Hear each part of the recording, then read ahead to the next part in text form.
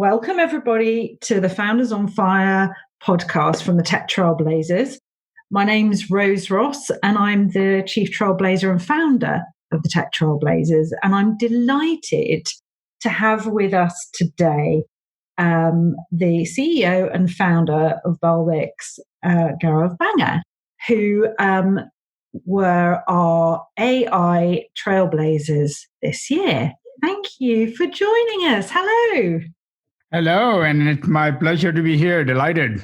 Wonderful. Well, you're joining us from San Francisco or from California. Where are you in California? Yeah, we are in the San Francisco Bay Area. Oh, wonderful, wonderful. Well, let's sort of kick off and look a little bit. Now, you guys sort of are in although you're on the artificial intelligence, that's where you sort of came out with your trailblazing crown. You're also in the cybersecurity area, which obviously is a very hot space at the moment with a lot of the increases in threats and attacks at the moment. So could you tell us a little bit about what you actually do and about what the company is able to help organizations with dealing with? So Balbix is a startup which looks at the cybersecurity visibility and risk management space. So what that means is that if you look at a typical organization, the number of different ways in which they can get compromised is practically infinite. As we like to call it, the enterprise attack surface is exploding. And what we believe is that analyzing your overall cybersecurity posture and then trying to improve it is no longer something that can be done using traditional methods. Right. What Balbix does is we have technology that uses some very specialized algorithms to first enable our customers to visualize their attack surface at a level which is 100x, 100 times better than anything else. And then use this information to transform their cybersecurity posture, thereby decreasing their breach risk significantly and improving the efficiency. Right. It's kind of like going from a mostly manual, old style, non-data driven approach to cybersecurity, and then going towards an automated AI-based, data-driven approach to cybersecurity. Got you. And so the AI element is around that automation of that capability. The AI element is around both the visibility piece of it and also the automation piece. So let me dive in just a little bit with one example. Yep, absolutely. If you look at, by analogy, if you try to say, okay, what is the weather going to be tomorrow? Right. So by analogy, if you want to get an answer to that, which all of us do get an answer to it every day, right? I mean, from the weather service in our countries, a lot of data is collected from weather radars and satellite imagery and thermometers and barometers across all the world. All that information is put into a finite element analysis model of the atmosphere, and then certain algorithms are run, and then out you get, there'll be this temperature at this location at this time of tomorrow, and this will be the wind speed, and this is the likelihood of a tornado or a hurricane or what you have. Yeah. In the world of cybersecurity, we need to do something very similar. What happens today is nothing even close to this. A lot of the data is not even gathered. A lot of the relevant data that could predict an impending cyber attack or could be very indicative of a vulnerability in our defenses, that data is not simply gathered because there's too much of it.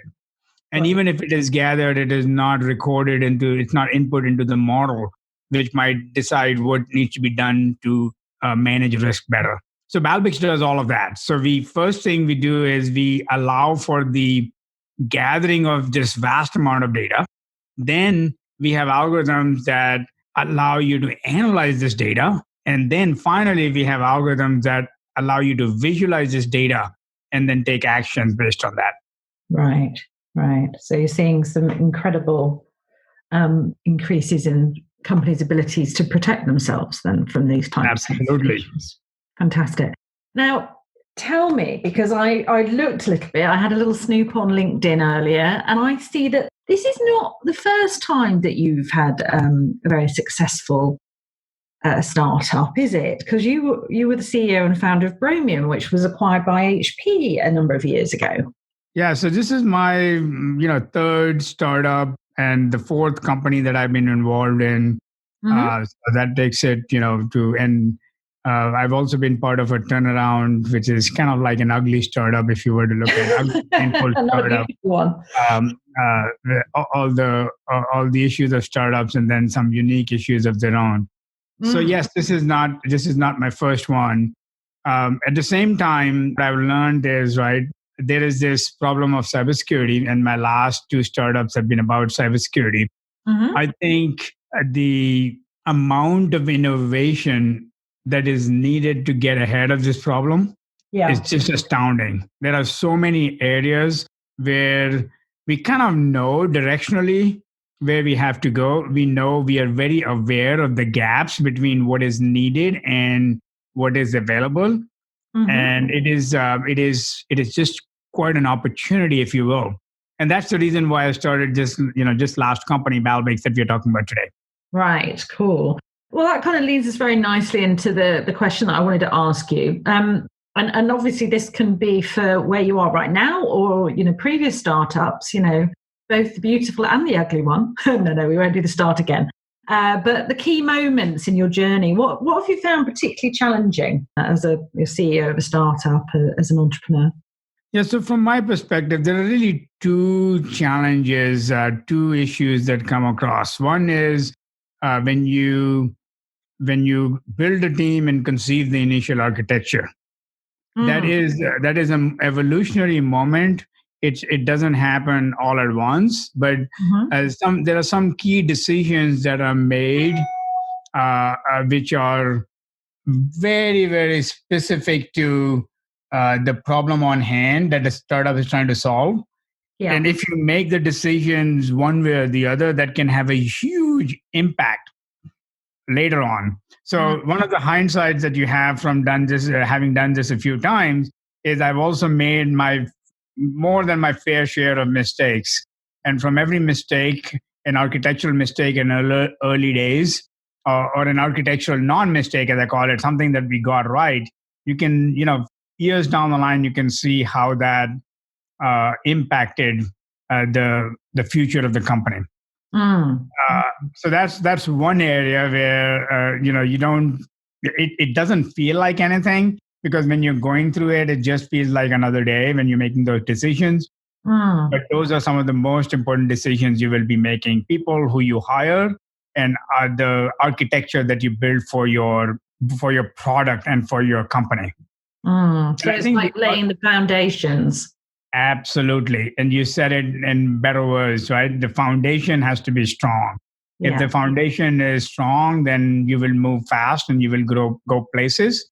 If the foundation is weak, so there's nothing exciting about it. You just have to do it the right way. You have to do it with discipline, and you have to remember that if you take shortcuts in this process, you're going to come back and be in a world of hurt much later. So the second area Mm. is when you get to scalability. And initially, it feels like hell. This is when you are good for supporting 5 customers, and suddenly you see demand from a large customer who is 20 times the size of all your customers put together.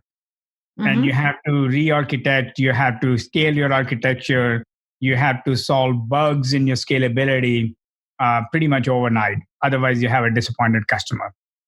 Yeah. So every one of my startups, and this one in particular, has gone through this point where you're not, as I call it, you're not a startup anymore. You're kind of like in this growth phase where you suddenly have these serious big customers that have scalability requirements that are truly world class, and we got to execute. And that can lead to long hours, sometimes going for 24 48 hours without sleeping.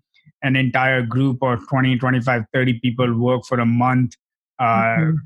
at it, and at the end of it, you emerge with something truly beautiful. And that is, you have, in that sense, you have achieved your dream. Yeah. So that scale up phase from sort of startup to scale up, where you have to step into sort of a bigger set of shoes effectively. But that's hard, isn't it? Because obviously as a startup you're already putting in long hours traditionally. It's not like everybody's clocking in at 1 minute to 9 and clocking off at 1 minute past 5 in the afternoon. People do put an awful lot of effort in and a lot of passion and a lot of energy just to even get it off the ground and create those early foundations. So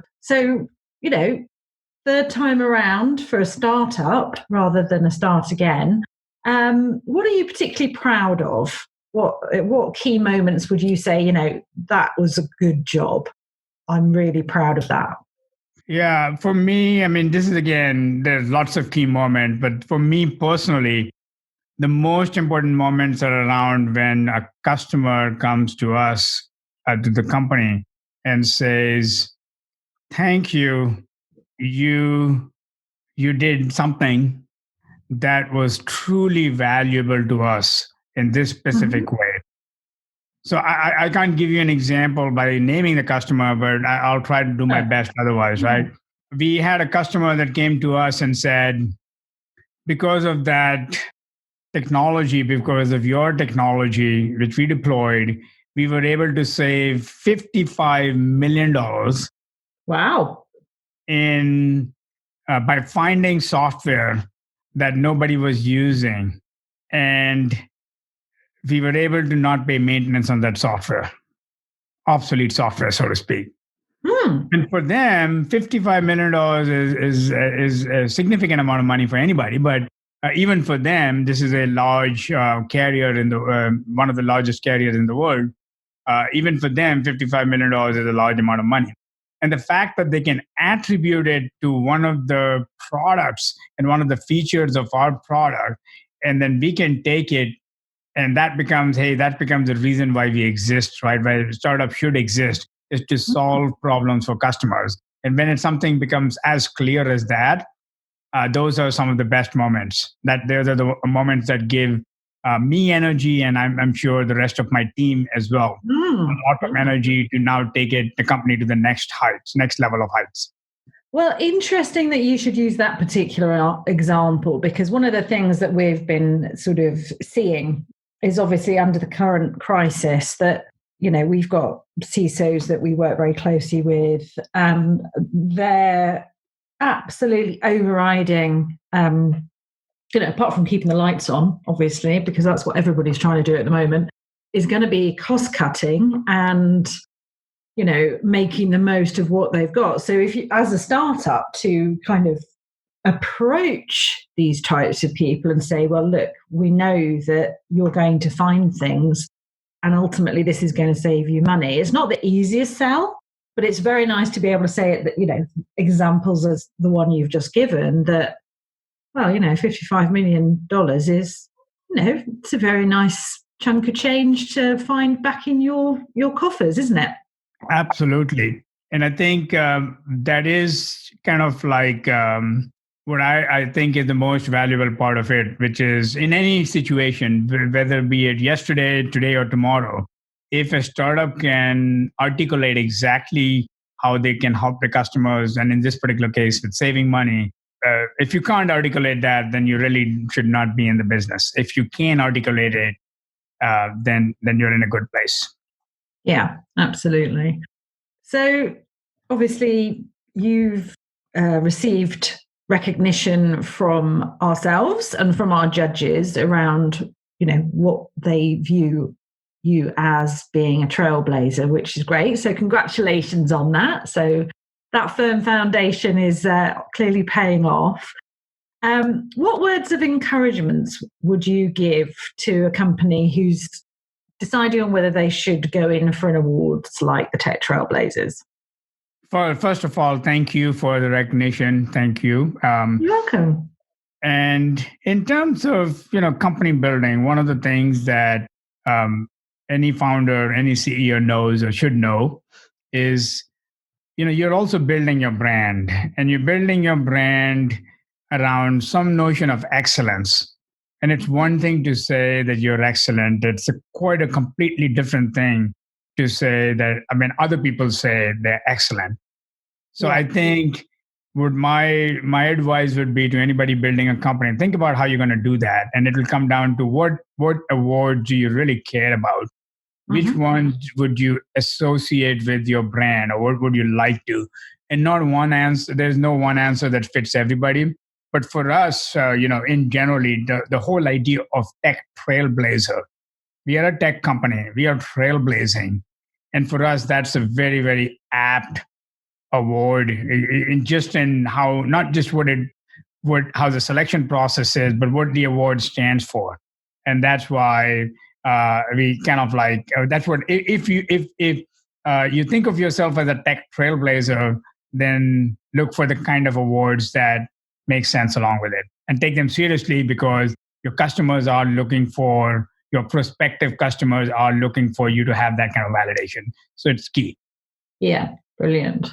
Brilliant. And for you personally, I'm sure you've picked up awards in other startups that you're involved with. And I know that you've also achieved other accolades where you are at the moment. So, are there any tips that you'd give to others who are entering awards like ours? Yeah, I mean, I think what you got to do is you think of your strategy around, you know, why are you different? Your overall market strategy is based on a series of differentiations, and then the question is, how can you articulate that differentiation in a way which is relevant and meaningful to someone who may not be an expert in your area, in the fewest amount of words, maybe an exhibit, maybe a picture, maybe an infographic, all of that stuff goes. And we have used all of those things to showcase what is it that makes us special. And Mm. that would be what my advice would be. Yeah, I did actually have a look, and I liked you have lots of ebooks on the website. So I included something about what was it? Gosh, it really sort of struck me, and it was something like being an adult, and I think it was about being all the responsibility of being in cybersecurity. So I think what you've done is given a lot of that in the type of assets that you make available for people, which I think is really good. So that clearly has come across to the judges as well, that ability to tell the story. So yeah, and we're in a difficult time at the moment. Nobody can deny that. Our standard question, which was put together well before the current crisis, was: do you have any advice in general for startup companies trying to survive in the current economic climate? And obviously, I know the VC community, Sequoia, put out their advice to startups in this black swan situation. But you've been an entrepreneur for a long time, and obviously no one has faced anything quite like this before, but there have been challenges, and very, very big challenges. What advice would you give to people at the moment, apart from obviously staying safe? Well, that's a great question. And I think the next generation of leaders, both organizations as well as companies, are going to emerge from this crisis.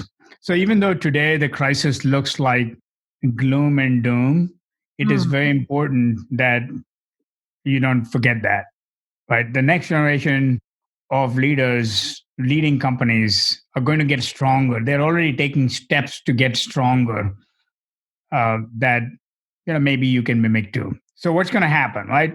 Um, this crisis will go for X amount of days, months, years. Probably looks like at least a few more months right now, 12 to 18 months. At the Mhm. end of it, certain companies will cease to exist, and Mhm. certain companies will come out with a fantastic trajectory. They will be stronger, right? So why would companies cease to exist? Because they make a series of decisions right now. Either they're in the world of startups, it's oftentimes it's about running out of cash. Mhm. Um, it's oftentimes running out of becoming irrelevant, Mm. because the world changes. And then if you look at the flip side of the other side, the world in which we emerge from is going to be different, and many business models will be upset. Perhaps your startup is in a business model which will be disrupted or even completely upset. So Mm. what my advice would be, and I'm a student of this, not by no means am I know all the answers.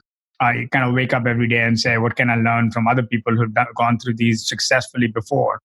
And yes, I have had my fair of successes too. But so my advice would be that think about the world that we will emerge into. Think Mhm. about what that world would look like. Think about what your role, your company, you would ideally want to be playing in that world, and then work backwards from that and make sure of two things. A, you are making the right investments to transform your company or to incrementally change your company, whatever might be necessary, so that you can arrive in that imagined world that you were thinking about. And Mm. second thing is make sure you have enough cash for that. Like it's a lot easier to do. It's possible to do the same thing with fewer people if that's the only way out. And if you have the luxury of a lot of cash, then even then make sure that you're going to make the right investments. So that really is my advice. There are in this process there are going to be lots of decisions to be made, lots of challenges to be overcome that are very specific to an organization. But if you have an idea of what's at the end or what you would like to be at the end, that can be a very good guiding path. Well, that's some very sage-like advice there, I think. And is there anything else that you'd like to share? This is an opportunity to talk about what you've been doing and what you've discovered along the way. Is there anything else that you'd like to share around that? Yeah, one of the things that we did not talk about is AI, right? I mean, that's a category that we are in, and that we are spending a lot of time in. And the one thing that I would say about AI is that if you imagine the world post this COVID-19 crisis, Mm. I think this is the way we imagine it, and this transformation has been happening slowly, where organizations have been thinking about AI and automation and how AI and automation can solve certain problems and make some efficiencies happen continuously over the last 5 years. But I think at the end of this post COVID-19 crisis, what will happen, or what is extremely likely to happen, is that a lot of these transitions that people have been doing very, very slowly will be forced upon them. There is the we now are dealing with a workforce which is very, very much more mobile than ever before. Everybody is distributed, working from home. What it also means is that a lot of the companies that could not believe, that could not think that they could work efficiently from home, are now going to be pleasantly surprised and say, "Oh, now everybody can work from home. I can hire more distributed workforces. I can get a lot of things accomplished that I didn't believe it was before." So the problem of cybersecurity in general is actually going to get much worse, because now you can't even go behind your traditional things any much less than you could. And that's where the power of AI will start kicking in. How do you see when your workforce, how do you see basic elements of your cybersecurity when your workforce is that distributed? Mm. Yep. And then in this AI business, we kind of like are at the very early days of truly exploring how human knowledge can be replicated in machines and then scaled up for our better good. So AI is the ultimate tool, and so what comes in is what advances can be built over the next few weeks and months in AI, and how can that help deliver this world, post-COVID world, better than it would otherwise be. Hmm. No, that sounds that sounds like that's going to be very very, very timely to be talking about that as well. That's a good thing to add into the mix. Well, I think we've just about come to the end of this Founders on Fire podcast. I'd very much like to thank you, Gaurav, for joining us for this, and wish you and the team at Balbix continued success in the face of a lot of challenges that we're all facing at the moment. So thank you very much for your time. And thank you, Rose. It's been a pleasure talking to you. Thank you. Likewise. And do keep us posted. So thank you, everybody. That was the Founders on Fire podcast with Gaurav Banga from Balbix, our AI Trailblazers. Thank you.